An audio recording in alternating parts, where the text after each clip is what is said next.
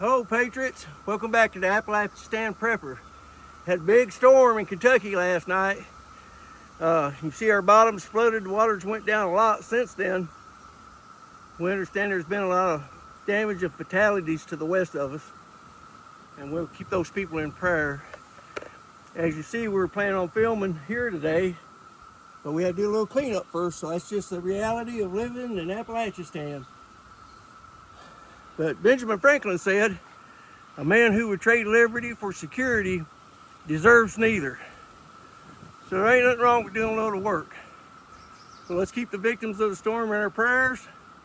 When we get this place cleaned up, we're going to shoot you some videos while the sun's shining.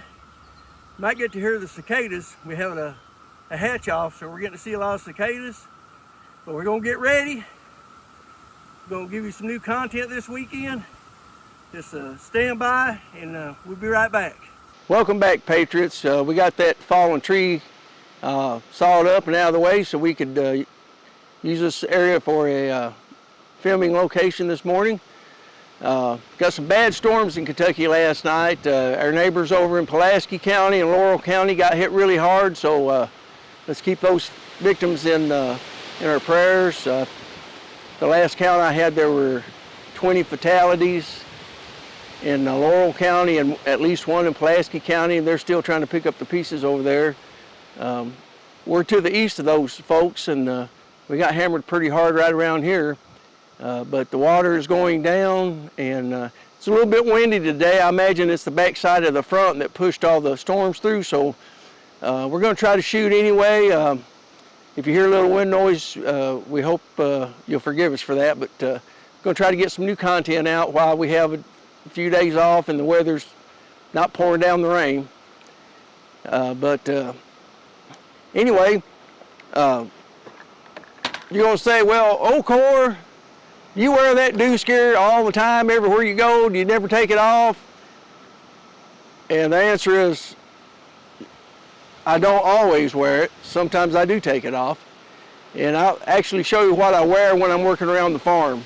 When you have a farm, a piece of property, there's always upkeep, and you know, you don't always need a rifle and 7 bags and 3 claymores and a law.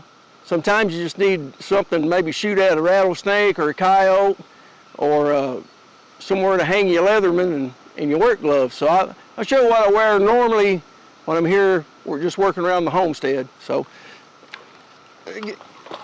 get this stuff off, make ourselves comfortable.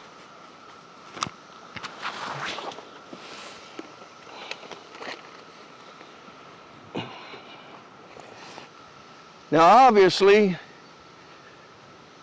prepper channels are heavy into gear.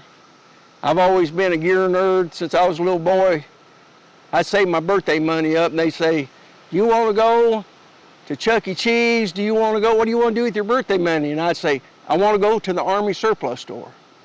And I would go down to the Army surplus store and buy World War II surplus, the 10-pocket Garand belts, the 1943 packs, anything I would grab, I was in love with it. And I'm still that way. I got more gear than I really need, but how many gear reviews can you go through? But we're going to have to do some of them.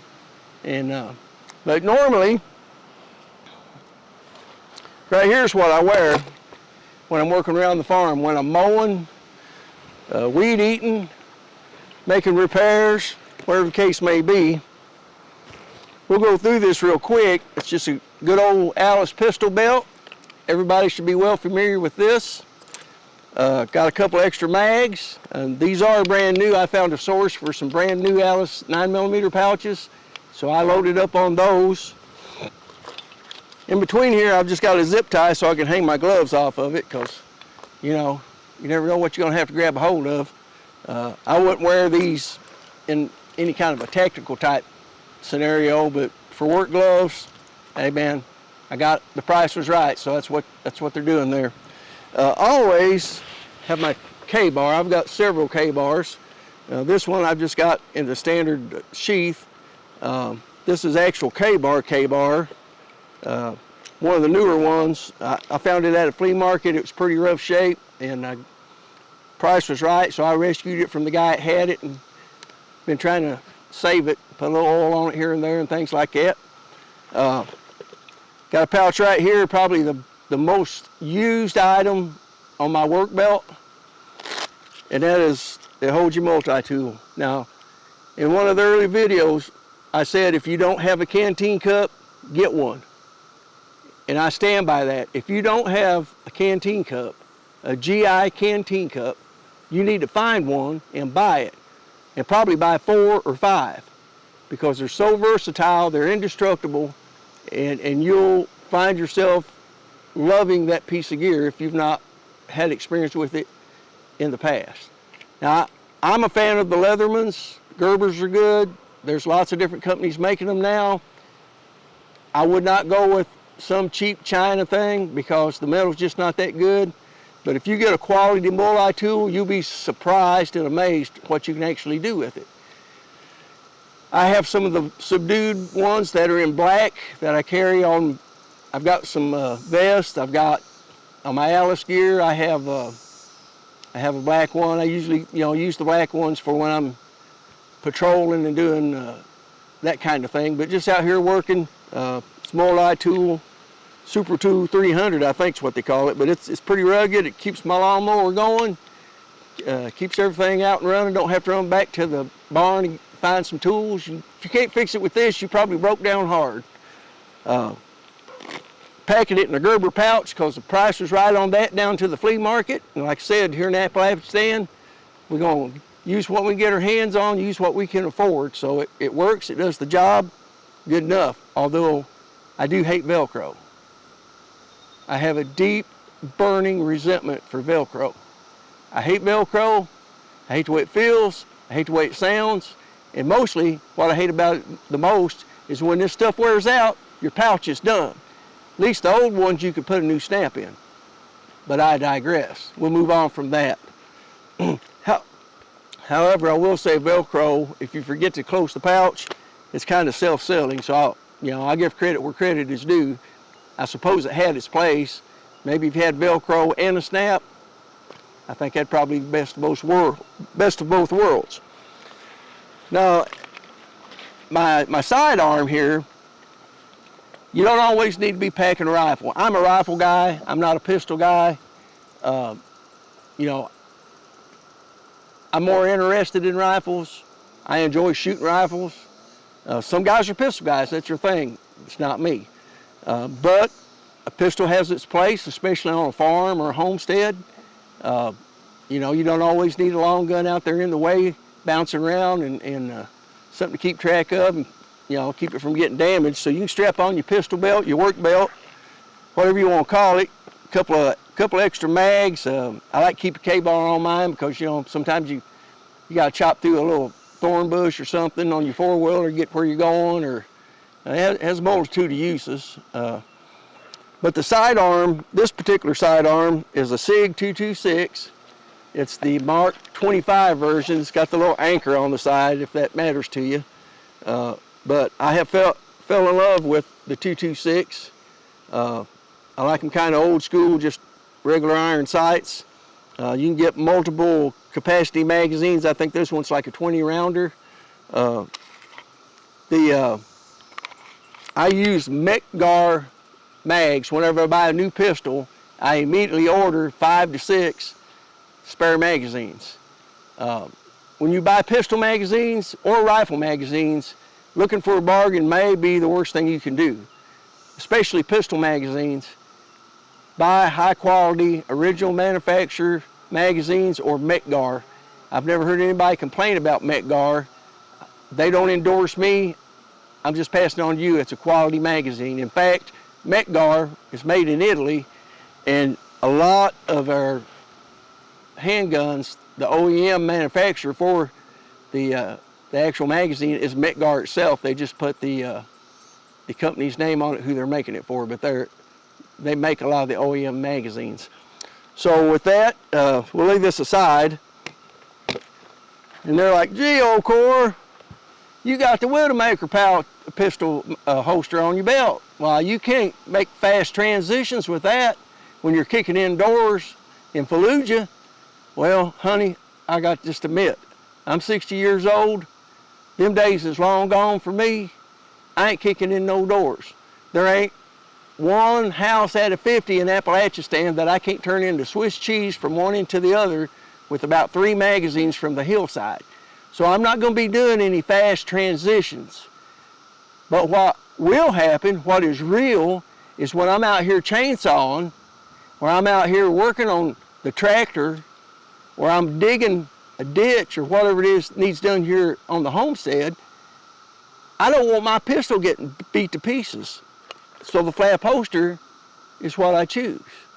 I'm not paladin. I ain't gonna be slapping leather at high noon on Main Street with nobody. If we got that kind of situation, I'm looking at 300 yards from the hillside and then get out of there.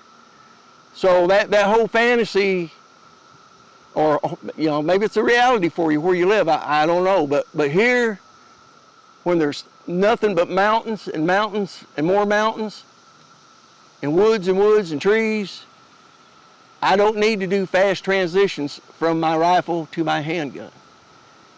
If I'm in that kind of situation, I'm already in deep trouble. So yeah, they are what they are. They provide protection for the majority of your handgun. This holster, it's the GI issue Bianchi holster for the 92 Beretta, or what the M9 I guess they call it. You know, the butt still sticks out. I kind of wish it didn't. If you ever seen those old Japanese Nambu holsters, the clamshell leather holsters, covers the whole thing. You know, might be a little bit bulky, but at least your high dollar handgun gets some protection. But anyway, we'll keep this flowing. I'm going to show you a little hack on these holsters down the road, but not on this video. But there you have it. That's pretty much what I wear every day when I get up, come out here to do my chores on the farm, or to go for a 4-wheeler ride, or whatever the case may be. If I'm shoveling, digging, sometimes I'll take it off, hang it on my handlebar on my 4-wheeler. You don't want to lose track of your war belt or your duty belt. You know, you don't want to get home at night and be laying in bed and go, reckon what happened to my pistol? That's not being responsible. So hang it where, if you take it off, hang it where you have to deal with it to go back home. But with that, we won't beat a dead horse. Don't always wear a full load out of deuce gear. I like to get it out when I go back in the ridges, back to the rifle range. You ought to train with your gear on, walk around in it so it feels right, it don't rattle, it don't dig, you know, it don't create hot spots and blisters. But when I'm doing just my normal routine every weekend or in the evenings after my day job is done, I'll strap this on, throw my SIG in it, come out and do whatever I need to do, and you know, take it back in and secure everything where I know where it's at and everything's safe and accounted for, and that's it. That's my normal work wear duty belt, for lack of a better term. So with that, we're going to sign off again. Hopefully the wind noise has not made this video totally a waste of time. We won't know until we get to really review it. But if you do hear a little wind blowing, please bear with us. We're doing our very best to keep content coming to you.